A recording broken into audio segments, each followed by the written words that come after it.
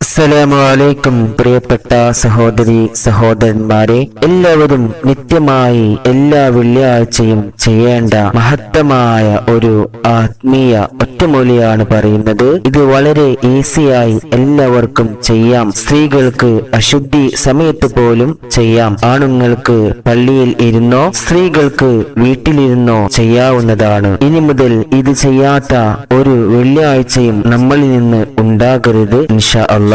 അള്ളാഹുവിന്റെ പേരുകളിൽ ഏറ്റവും മഹത്തമായ നാമമാണ് അല്ലാഹ് എന്നത്. ഏറ്റവും ശ്രേഷ്ഠമായ ദിക്റും ഇത് തന്നെയാണ്. പരമോന്നത സത്തയുടെ നാമമാണിത്. സർവ നാമങ്ങളും അതിലേക്ക് കടന്നു വരുന്നുണ്ട്. തമ്പുരാൻ എന്നാണ് ഈ നാമത്തിന്റെ അർത്ഥം. അല്ലാഹ് എന്ന നാമം ഇസ്മുൽ ആലം അഥവാ മഹോന്നത നാമം ആണെന്ന് ധാരാളം പണ്ഡിതന്മാർ വ്യക്തമാക്കിയിട്ടുണ്ട്. ഈ നാമം ചൊല്ലി ദുആ ചെയ്താൽ വേഗത്തിൽ ഉത്തരം ലഭിക്കും. പ്രിയപ്പെട്ടവരെ, രോഗങ്ങൾ വരാത്തവരായി ആരുമില്ല. രോഗം തരുന്നതും രോഗങ്ങൾക്ക് ശമനം നൽകുന്നതും അല്ലാഹുവാണ്. നമ്മുടെ കൂട്ടത്തിൽ രോഗങ്ങൾ കൊണ്ട് വിഷമിക്കുന്നവർ ധാരാളം പേരുണ്ട്. അല്ലാഹു ശിഫ നൽകട്ടെ, ആമീൻ. ഇനി പറയുന്നത് ശ്രദ്ധിക്കുക. ഡോക്ടർമാർക്ക് പോലും കണ്ടെത്താൻ കഴിയാത്ത രോഗങ്ങൾക്ക് ശമനം ലഭിക്കാൻ, രോഗങ്ങൾ വരാതിരിക്കാൻ, പ്രയാസകരമായ രോഗങ്ങൾ മാറാൻ വെള്ളിയാഴ്ച ദിവസം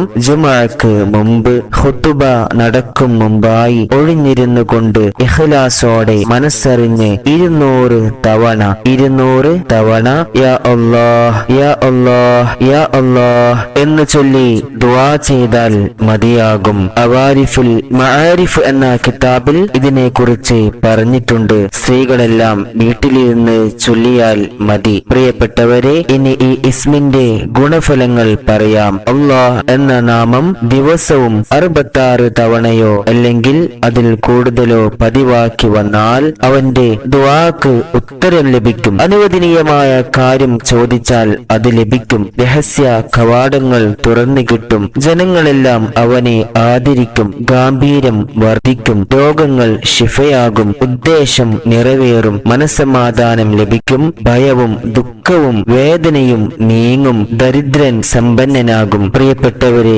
എല്ലാ വെള്ളിയാഴ്ച ദിവസം ജുമുഅക്ക് മുമ്പ് ഖുതുബ നടക്കും മുമ്പായി 200 തവണ യാ അല്ലാഹ് യാ അല്ലാഹ് എന്ന് ചൊല്ലി ദുആ ചെയ്യുക. എല്ലാവരും എല്ലാ വെള്ളിയാഴ്ചയും ചെയ്യുക.